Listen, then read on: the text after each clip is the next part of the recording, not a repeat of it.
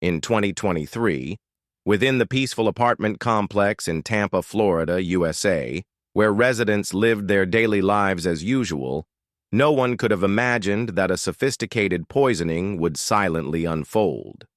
The Uma family, a young couple with a child under 1 year old, gradually began to feel tired, dizzy, and nauseous without any clear reason. The atmosphere in their home always had something strange about it, but they couldn't pinpoint the unusual until their health increasingly deteriorated. Even when the father and daughter experienced patches of hair loss, they realized they were being harmed.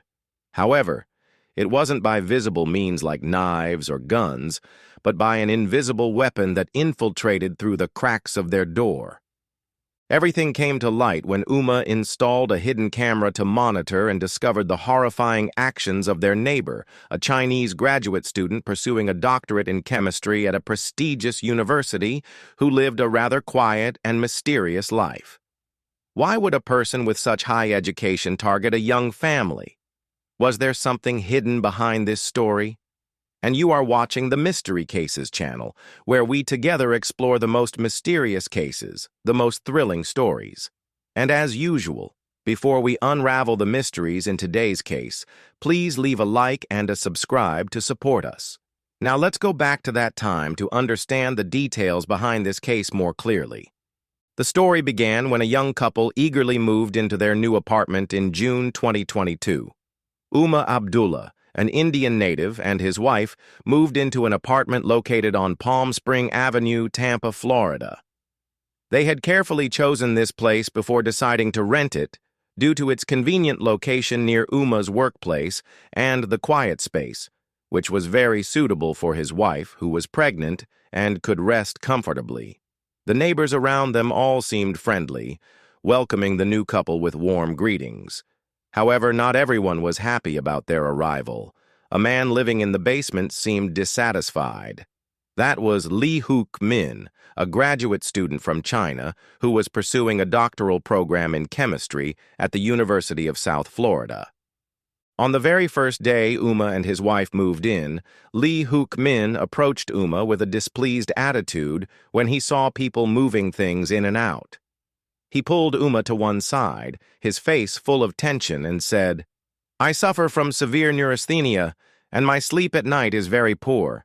Please try to keep quiet, especially from 9 p.m. until the next morning." Uma understood that to have a good living environment, mutual respect was needed, so he immediately agreed. He thought that keeping quiet in the evening was reasonable, especially since the neighbor had sleep problems. However, just a few days later, an unexpected message was sent from Lee Hook Min, which confused Uma. In the message, Lee Hook Min complained that the noise from their apartment was too loud, especially the sound of footsteps and door closing at night, which caused him to lose sleep and have severe headaches. Uma read it and couldn't help but be surprised. He and his wife had been very careful to keep quiet according to Lee Hook Min's request. Yet the downstairs neighbor was still complaining. Could this just be a temporary annoyance, or was there something unusual behind this complaint? Not only that, but Uma couldn't understand why Lee Hook Min had his phone number. But what worried him even more were the complaints about noise at night. He thought that would be enough to solve the problem, but they continued to receive complaints from Lee Hook Min. This time, the reason he gave was even more bizarre. The sound of the toilet lid opening and the flushing was too loud. Lee Hook Min seriously suggested that they must lower the toilet lid gently, as if placing a glass cup, and whether urinating or defecating, they were not allowed to flush after a certain hour and at night. Uma didn't know whether to be angry or laugh. He felt like he wasn't living in an apartment, but was living with Sun Wukong, who had the ability to hear all sounds from afar. Sadly, this wasn't an ordinary Sun Wukong, but a neurasthenic who was easily irritable. Gradually, Uma's patience reached its limit. He decided not to yield any further, but directly reported to the apartment management, requesting an inspection of the noise level from his apartment. The inspection results showed that everything was completely within the normal range, especially the sound of the toilet lid, whether closed strongly or gently, when echoing downstairs, was only a very small thunk, not causing any significant impact. To resolve the issue definitively, the landlord decided to pay to replace all the toilet lids in the apartment complex with a type that has a self-closing function. At that point, Uma thought that everything had ended, but it was precisely that which made the relationship between the two sides even more tense than ever before. The climax came a few months after Uma's daughter was born. A newborn baby crying at night was unavoidable, but for someone who couldn't even stand the sound of a toilet lid like Lee Hook-min, this was nothing short of a nightmare. He continuously texted with increasingly tense content, demanding that Uma and his wife immediately make the child stop crying. Uma and his wife were already exhausted from taking care of the baby, and then there were the unreasonable messages from the neighbor. So this time, he no longer held back. He responded frankly and firmly that if he couldn't stand the sound of children crying, he should buy a separate house far away and live there. Only then would it be quiet enough according to his wishes. He also reported the matter to the landlord and suggested installing additional soundproofing if necessary, even being ready to call the police if Lee Hook-min continued to complain about his family. After that resolute message, Lee Hook-min suddenly fell silent. He didn't send any more messages. Uma thought that Lee Hook-min had finally backed down and stopped bothering them, so he didn't pay any more attention and continued his busy life, going to work, taking care of his child, and enjoying precious time with his small family. However, he didn't expect that this silence was only the beginning of a real nightmare. Over time, the health of Uma and his wife began to decline alarmingly. They often suffered from headaches, nausea, and dizziness without any clear cause. Initially, they both thought it was just the consequence of lack of sleep and stress from caring for a young child. But even after taking medication as advised by the doctor to improve sleep, their condition didn't improve. On the contrary, they became increasingly exhausted. Even waking up each morning became a challenge. What was even more worrying was that their little daughter also became abnormal. She cried more often, vomited frequently, and her eyes were always wet, as if she was about to burst into tears due to lack of sleep and not eating enough. The child gradually became thinner than other children her age. Both husband and wife were so worried that they took their child to many places for checkups, seeing many pediatricians. However, the baby's test results were completely normal, without any signs of illness, and they couldn't find a clear cause, nor any specific treatment methods. Meanwhile, their own condition also became increasingly emaciated, as if something invisible was eroding the health of the entire family. It wasn't until one day, when they went with their child to visit relatives in another state, that an unexpected event cleared everything up. Because of concerns about important packages being lost, Uma asked a friend to visit their house a few times to receive them. As soon as he entered, this friend was immediately overwhelmed by a strange, pungent odor that filled the entire apartment. The person instinctively covered his nose, wrinkled his face, and exclaimed, "Oh my God, what a terrible smell!" According to his description, it was a very strong chemical smell, like nail polish remover, but more pungent and unpleasant. Just inhaling a little, he felt a burning sensation in his nose, even feeling numb for a few seconds. Immediately, the friend called Uma, his voice full of worry, saying, "Did something spill in your house? Or did someone spray too much insecticide?" Hearing this, Uma and his wife were startled, sensing that something was wrong. They hurriedly canceled their trip and immediately returned home. Just like their friend, as soon as they opened the door and stepped into the house, they were immediately hit by a strong, pungent gust of air that went straight up their noses, causing both of them to feel dizzy and their heads spinning. Clearly, this was not an ordinary strange smell, but like stepping into a chemical factory without any protective gear.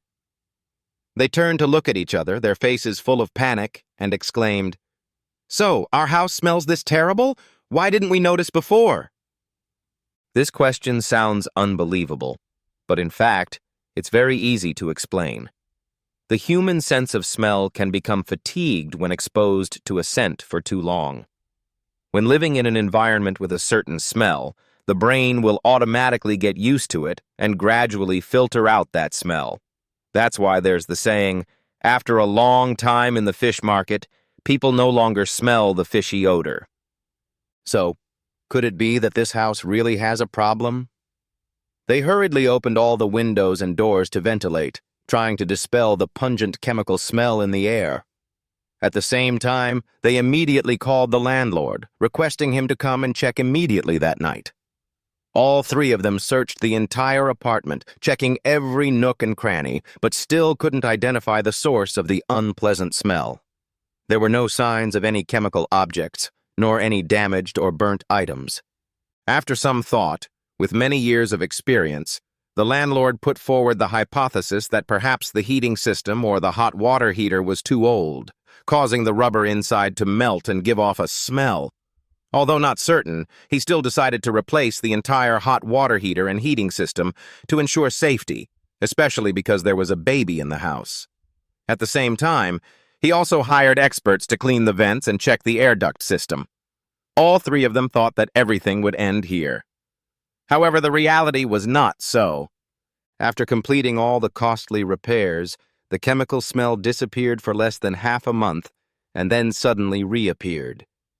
This time the landlord shook his head helplessly. "I've done everything I could. The rest is up to you." And from then on, Uma and his wife officially entered a difficult battle with the mysterious chemical smell in their home. Because of the health of their family, and especially their little daughter, they were determined not to give up. Time and again they called repairmen to check. From electricians, plumbers, to appliance repairmen, no corner was left unchecked. The refrigerator, stove, TV, washing machine, even small items like the hairdryer in the bathroom, all were meticulously checked in every detail. But the answer they received was always the same. Everything was working normally. This unusual situation made them start to suspect. Were they perhaps being poisoned by carbon monoxide? Because their symptoms of headaches, nausea, and dizziness were very similar to carbon monoxide poisoning. They immediately asked the fire department to check the CO levels in their house and installed a carbon monoxide detector, but the results were still negative, and all indicators were within safe limits. After many months of searching for answers, that mysterious smell remained like a ghost, sometimes appearing, sometimes disappearing, sometimes faintly lingering, sometimes so pungent it was suffocating. There were times when the smell almost completely faded, making them secretly happy that perhaps everything had ended. But immediately after, it would flare up fiercely, as if an artificial intelligence was controlling it.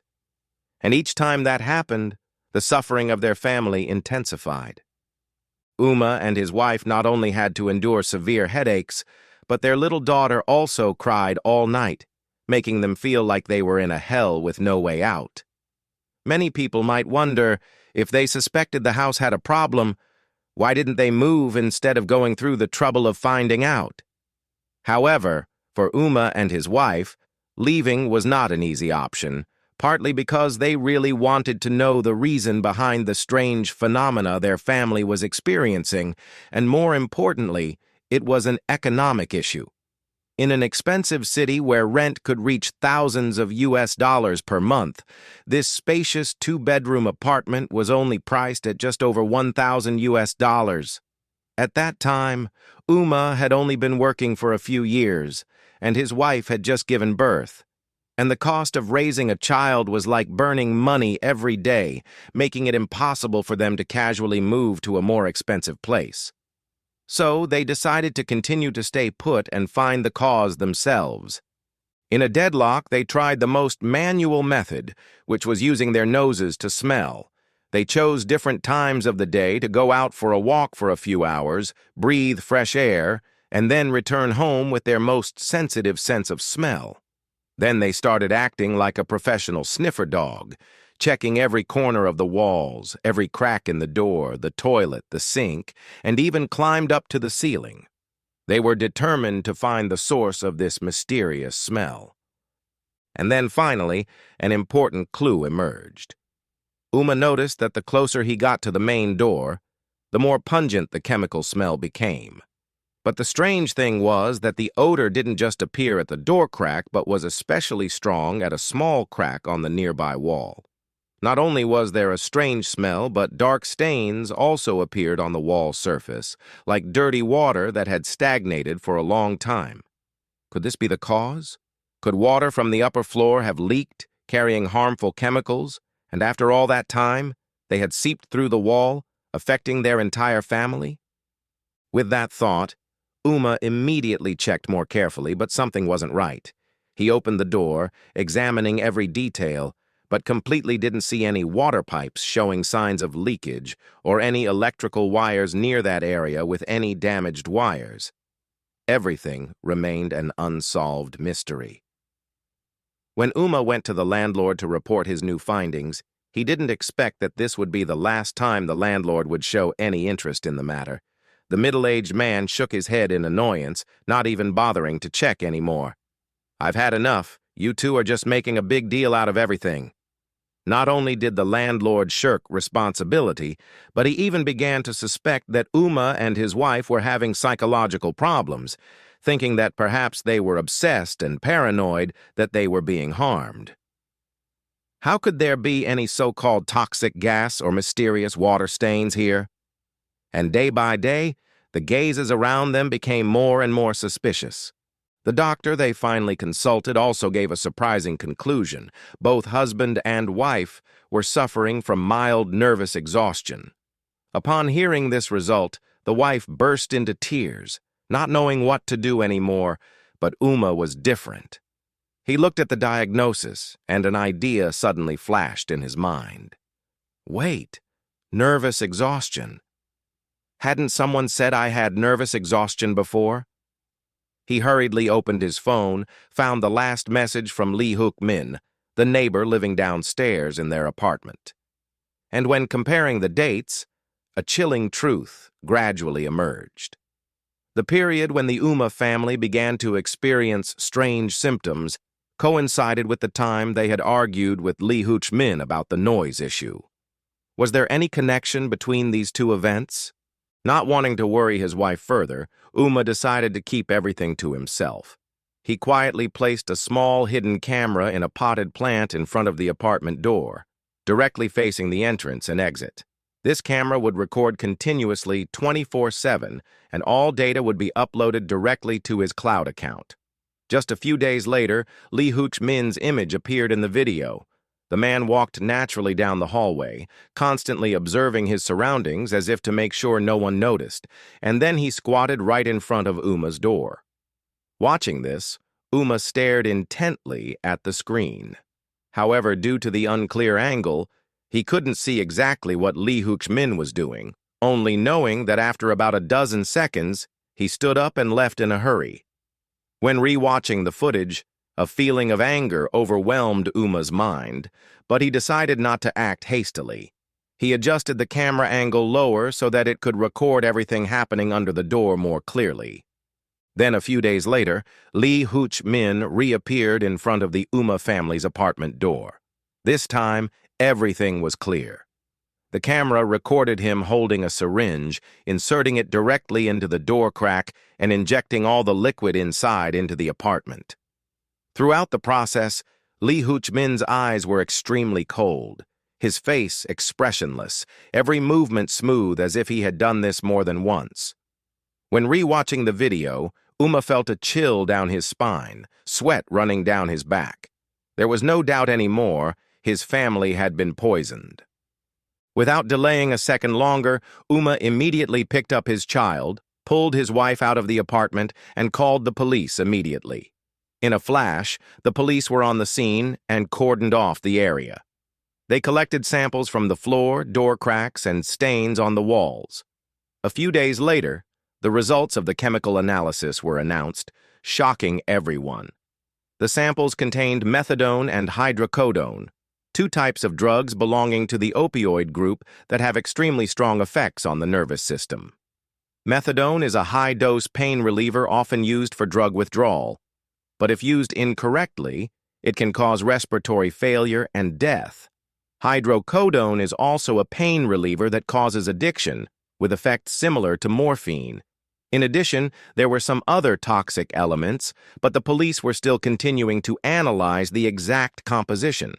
However, these two substances alone were enough to cause serious danger, especially to young children. The Uma family may have been chronically poisoned for months. With evidence from the surveillance footage and the chemical test results, the police arrested Lee Hook-min on charges of poisoning his neighbors. His list of charges included illegal possession of controlled dangerous substances, illegal entry, and aggravated harassment. In addition to criminal responsibility, Lee Hook-min also faced a series of civil lawsuits from the Uma family and the apartment management. However, the biggest question still remained unanswered. Why did Lee Hook-min do it? After his arrest, through his lawyer, Lee Hook-min claimed he was not guilty and denied all charges. He was then released on bail, and the first court hearing was scheduled for December 2023. However, before the hearing took place, Lee Hook-min's student visa was revoked, so he was deported from the United States and returned to China. Since then, the case has been left unresolved, and he is not likely to face charges in the U.S. When following this case, many people felt that there were quite a few unusual points. Previously, the investigation team had also conducted research on pharmacology and toxicology, consulted with experts in the pharmaceutical and medical fields, and discovered a major problem. If the statements of the Uma family and the initial conclusions of the police were correct, then the method, content, and even the motive for the poisoning all had too many inconsistencies. The use of toxic gas to poison through a door crack is an extremely rare method because requires very strict environmental conditions for successful gas poisoning. A confined space, limited ventilation, high population density, difficulty in evacuation, and the concentration of the gas must be strong enough to cause an effect in a short time. If even a small amount of fresh air gets in, the toxic gas will be significantly diluted, making it almost ineffective. For example, in the sarin gas attack in Tokyo in 1995, the perpetrators chose the subway, an almost completely enclosed environment, to ensure that no one could escape the effects of the toxic gas. Meanwhile, the building where the Uma family lived was a 3-story apartment complex with over 20 households, windows were open, and doors were not sealed. More importantly, why was only the Uma family affected while other neighbors didn't notice anything unusual? And why wasn't Lee Hook-min's own apartment downstairs affected, even though they used the same ventilation system? After experiencing the COVID-19 pandemic, perhaps everyone understands how ventilation systems in apartment buildings can spread bacteria and toxic gases. If there really was some kind of toxic gas circulating in the building, Lee Hook-min himself could not have avoided danger. Could he have chosen a method of assassination that could also lead to his own poisoning?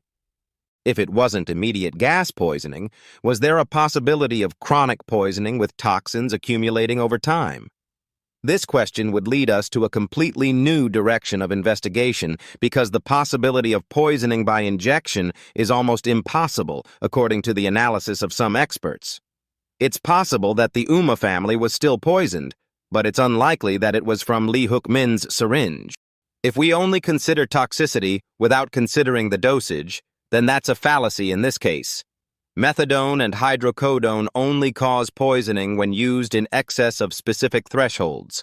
For methadone, the blood concentration must reach 2 mg/L, and for hydrocodone, the blood concentration must reach 40 mg/ml.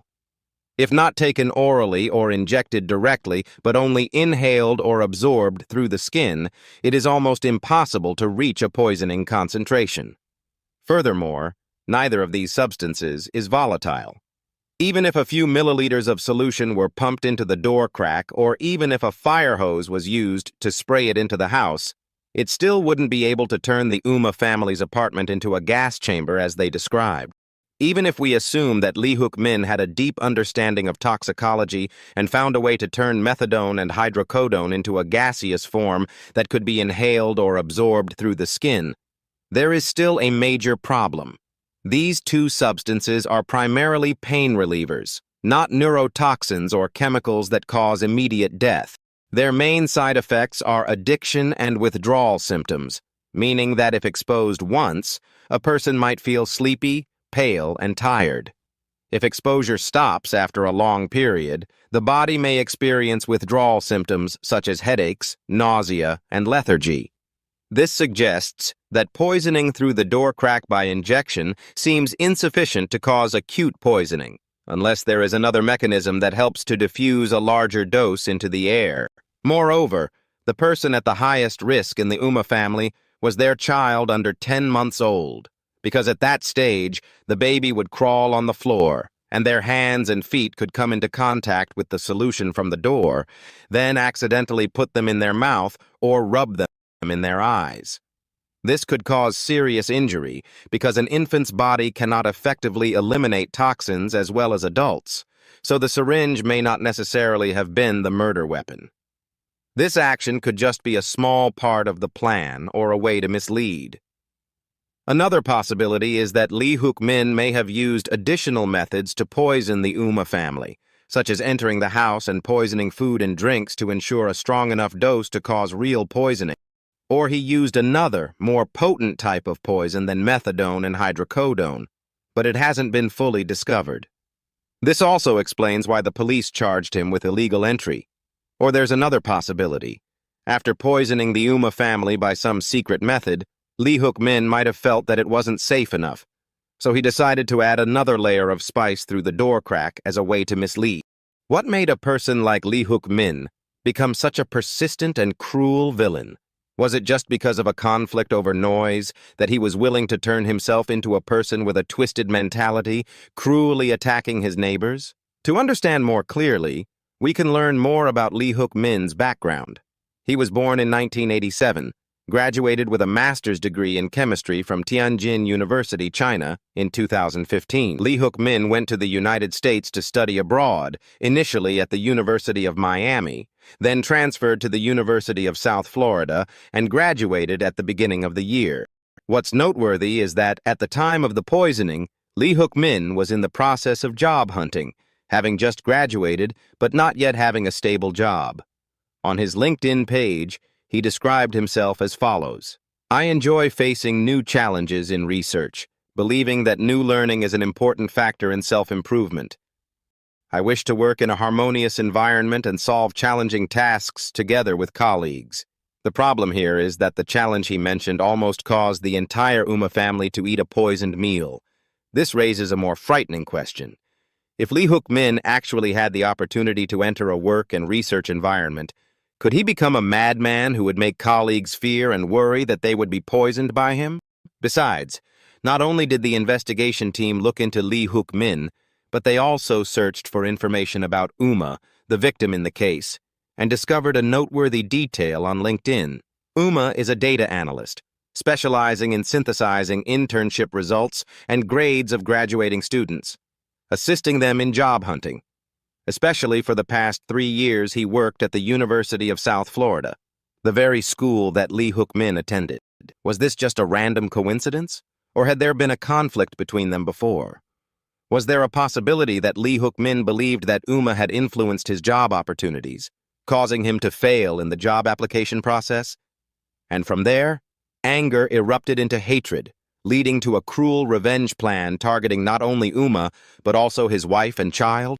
This is a question that can only be clarified if the court proceedings of this case can take place, but regardless of the cause, it's clear that no one has the right to vent their hatred on innocent people, especially children. So the case today ends here. What do you think about this case? Please leave your thoughts in the comments section below to discuss further. And before you leave, don't forget to like, subscribe, and turn on the notification bell so you don't miss the next classic cases on the Mystery Cases channel.